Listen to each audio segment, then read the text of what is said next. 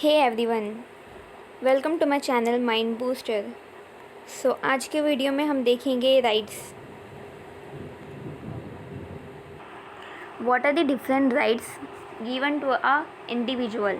तो हम सबसे पहले देखेंगे introduction, then meaning and nature and then theories of rights.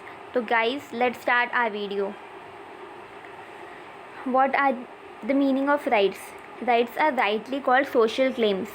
Rights को क्या बोला जाता है? सोशल क्लेम बोला जाता है, which help individual attain their best self and help them develop their personality. अगर एक इंडिविजुअल को उनके प्रॉपर राइट नहीं मिलेंगे तो क्या होगा? वो अपनी पर्सनैलिटी को डेवलप नहीं कर पाएंगे। बिकॉज इन द कॉन्स्टिट्यूशन बहुत सारे राइट्स है जो एक इंडिविजुअल को, एक पर्सन को, एक सिटीज़न को दिए जाते हैं, जिससे वो अपनी लाइफ अच्छे से विथ डिग्निटी जी सकते हैं। And these rights are given from the constitution and no one can violate this right. So ये हो गया हमारा introduction. Then what are the meaning and nature of rights?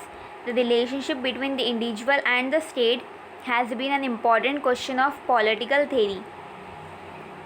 That is, what is the relationship between the individual and the state? The state के बीच में और individual के बीच में relation कैसा है?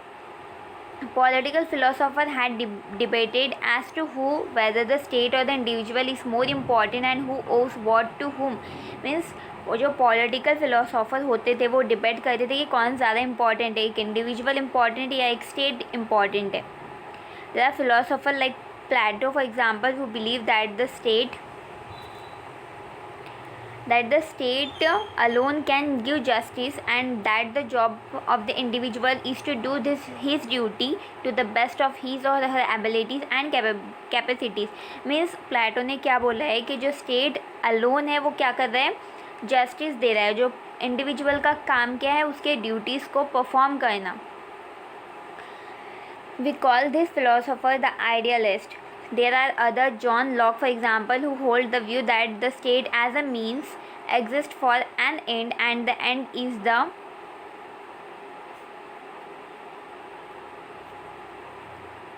so that is जो दूसरे आइडियलिस्ट थे, दैट इज़ जॉन लॉक, उन्होंने मतलब कुछ और मीनिंग बताया था। Now rights, claims and power. Rights are indeed claim but every claim is not a right. मतलब राइट क्या है? क्लेम है, लेकिन हर क्लेम एक राइट नहीं हो सकता। A claim is not a right if it is not recognise, if it is not a right if it is not enforce. अगर एक क्लेम है, अगर वो रिकॉग्नाइज्ड नहीं है या फिर वो इन्फोर्स नहीं है तो उसे राइट नहीं बोला जाएगा। Claims which are not recognise are empty claims, claims not enforce are powerless claims. जो क्लेम्स रिकॉग्नाइज नहीं है उन्हें एम्प्टी क्लेम्स बोला जाता है, जो एनफोर्स नहीं है उन्हें पावरलेस क्लेम्स बोला जाता है। Claims become right when they are recognise by society. अगर कोई सोसाइटी कोई क्लेम को रिकॉग्नाइज करेंगी तो उसे राइट्स बोला जाएगा। They become right when they are maintain and enforce by the state. अगर स्टेट उसको इन्फोर्स करेगा तो वो राइट बोला जाएगा। Rights are not merely claim, they are social claims. वो सिर्फ क्लेम नहीं है, वो सोशल क्लेम है। They are not claim but they are in the nature of claims. What this mean is that claim which are social in nature alone are right. जो claim social nature के रहते हैं उन्हें rights कहा जाता है। मतलब इन सिंपल लैंग्वेज राइट्स क्या है? इफ़ अ सोसाइटी या फिर सोसाइटी, स्टेट, जो भी हमें राइट्स दिए जाते हैं वो इन रिकॉग्नाइज्ड होते हैं, वो जो गवर्नमेंट है वो उसे इन्फोर्स करती है तो उसे राइट्स बोला जाता है, क्योंकि वो कॉन्स्टिट्यूशन में मेंशन होते हैं। हमारे जो भी राइट्स है वो हमारे कॉन्स्टिट्यूशन में मेंशन है। Now what are the theories of right? They are numerous theory of right which explain the nature, origin and meaning of right. मतलब अलग अलग पर्सनस आते हैं, वो अलग अलग थेरीज देके जाते हैं। तो राइट्स के भी अलग अलग थेरीज है, उनका नेचर अलग है, ओरिजिन अलग है, मीनिंग अलग है। The theory of natural rights describe right as nature. जो नेचुरल राइट हमारी थेरी है वो क्या करता है? राइट को एज अ नेचर डिस्क्राइब करता है। जो लीगल राइट की थेरी है वो क्या बोलता है? राइट्स कैसे है? लीगल है। And the historical theory of right pronounce right as product of tradition and custom. और जो हिस्टोरिकल थेरी है वो हमारी क्या बोल रही है, हमारे जो ट्रेडिशंस है, हमारे जो कस्टम है, इससे हमारे राइट्स फॉलो होते जा रहे हैं। तो हम सबसे पहले स्टार्ट करते हैं theory of natural right. In simple language theory of natural rights क्या बोलती है कि जो हमारे राइट्स है वो नेचर डिसाइड करता है, वो नेचुरल है। और इनको किसने बताया, थॉमस होब्स ने बताया है and J रॉजिक।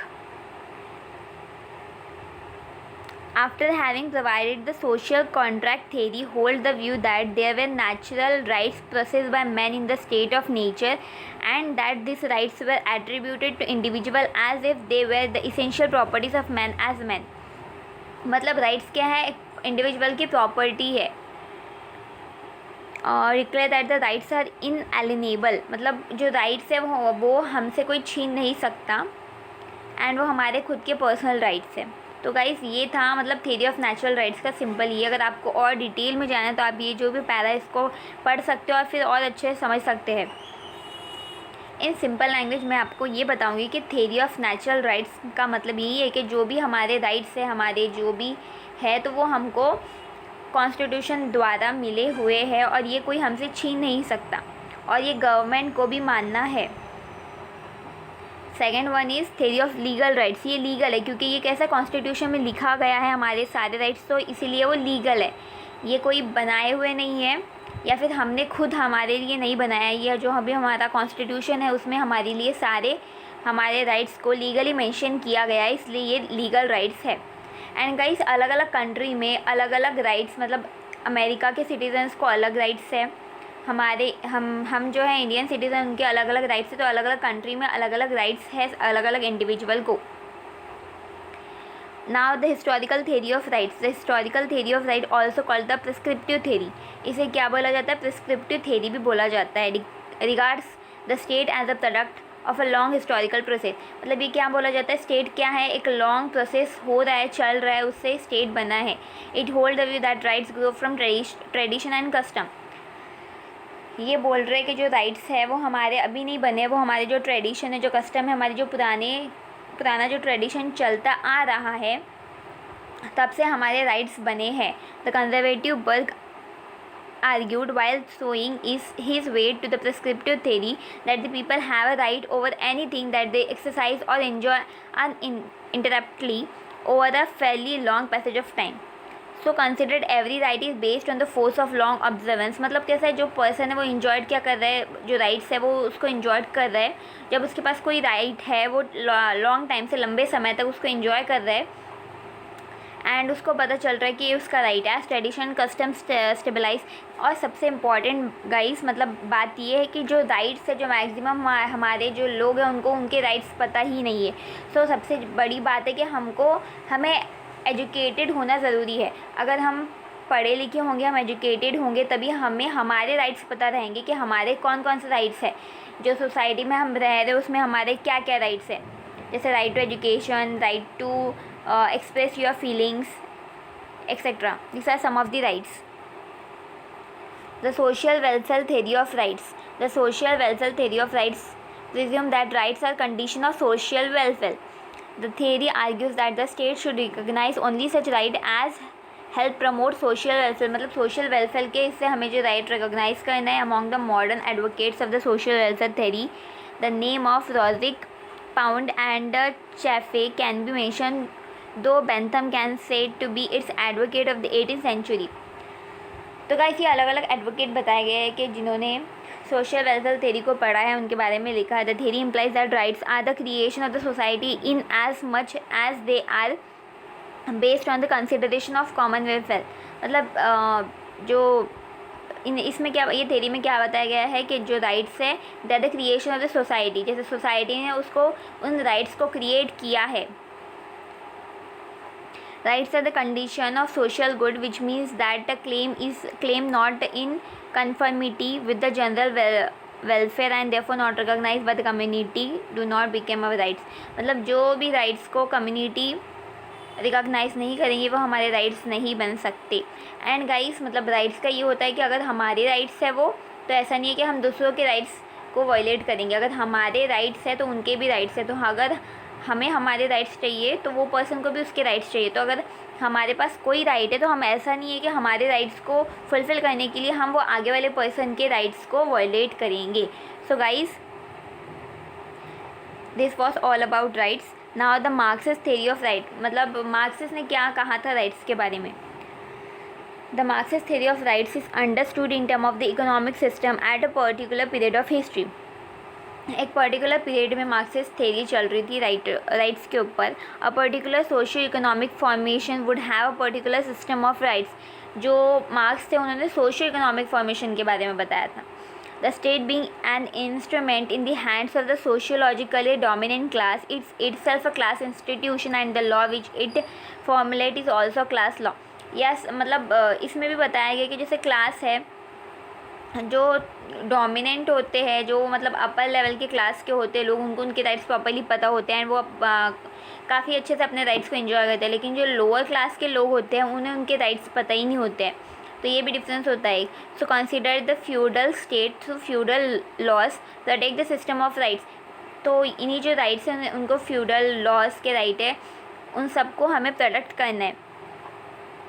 Likewise capitalist state through the capitalistic law protects the system of rights favoring the capitalist system।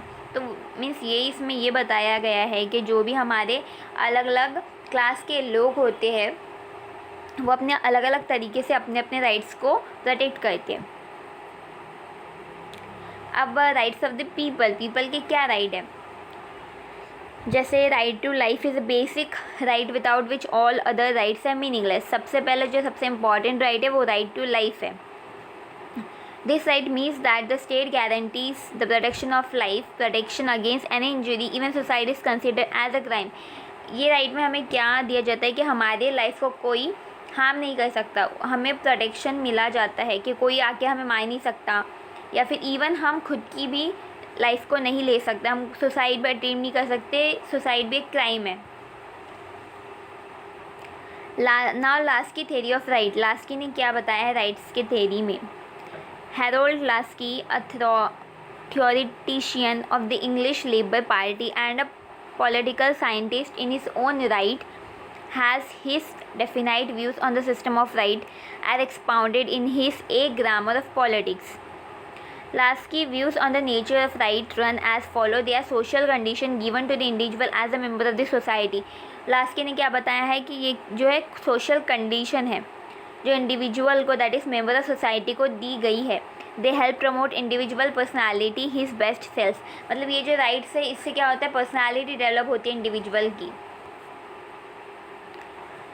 The social condition without which no man can seek to be his best self, or without this social condition, without this right, a man cannot develop itself।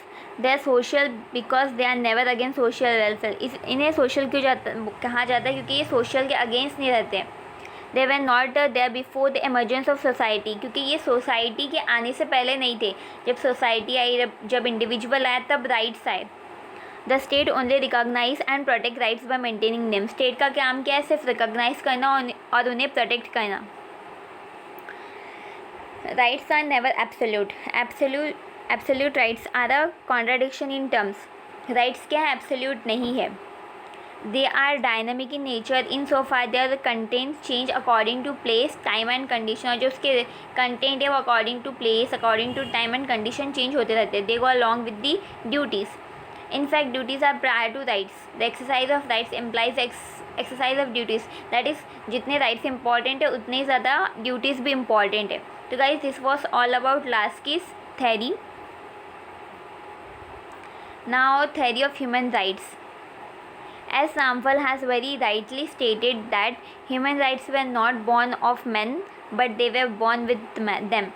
मतलब ये human rights के theory में है कि जो rights है वो पहले नहीं आए, पहले इंडिविजुअल आया है, पहले ह्यूमन बींग्स आए, उसके बाद राइट्स आए। They are not as much a result of the efforts of United Nation as emanations from basic human dignity. That is, एक पर्सन को अगर डिग्निटी के साथ उसकी लाइफ जीनी है तो ये this rights are very much important. They are human rights because they are with human being as human being. Human rights में generally be defined as those rights which are inherent to our nature and without which we cannot live as human being. तो यही rights के बिना, इन rights के बिना we human beings cannot live as a human being. So guys, this was all about rights. That is आप देख सकते हैं जो UN चार्टर है उसमें अलग अलग राइट्स देखे हैं. That is human rights in the charter article 13, 55, 62, 68 and 76. तो अलग अलग आर्टिकल में अलग अलग राइट्स दिए गए हैं. और हमारा भी जो कॉन्स्टिट्यूशन है, इंडियन कॉन्स्टिट्यूशन में भी जो आर्टिकल्स है, आर्टिकल 1, 2, 3, 5, 21 एक्सेट्रा, उसमें भी अलग अलग दैट इज़ 16 to 21 अलग अलग राइट्स बताए गए हैं. एंड सारे राइट्स को बहुत अच्छे से एक्सप्लेन किया गया है. जैसे कि जो भी हमारे फंडामेंटल राइट्स हैं तो उन्हें कोई वॉयलेट नहीं कर सकता है. तो guys, this was all about the rights. and if you like this video then please subscribe my channel and like my video and please share with your friends. Thank you so much.